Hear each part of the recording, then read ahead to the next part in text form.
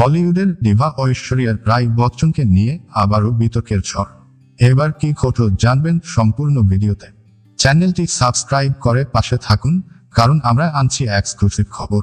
বিশ্বের অন্যতম সুন্দরী অভিনেত্রী ঐশ্বরিয়া রাই বচ্চন, যার সৌন্দর্যে মোহিত গোটা দুনিয়া। বলিউড থেকে হলিউড প্রত্যেকেই তার রূপের প্রশংসা করেছে। তবে এবার উঠে এলো এক চমকপ্রদ তথ্য।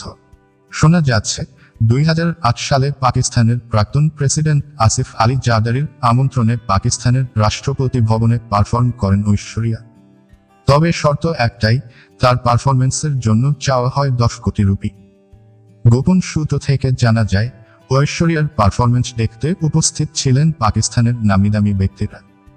তবে কড়া নিরাপত্তার মাঝে আয়োজিত সেই অনুষ্ঠানে ছবি তোলা বা ভিডিও করা সম্পূর্ণ নিষিদ্ধ ছিল।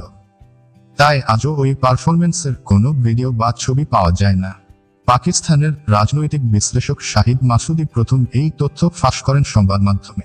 এই খবর প্রকাশ্যে আসতেই বলিউড মহলে তোলপাড় শুরু হয়ে যায়। এমনকি বচ্চন পরিবারও নাকি এই ঘটনা প্রকাশ্যে আসার কারণে বেশ ক্ষুব্ধ হন। তবে সত্যিই কি ঐশ্বরিয়া 10 কোটি রুপির বিনিময়ে পাকিস্তানের পারফর্ম করেছিলেন, নাকি এটি শুধুই গুজব? আপনার মতামত কমেন্টে জানান এবং সত্য তথ্য জানতে চ্যানেলটি সাবস্ক্রাইব করুন।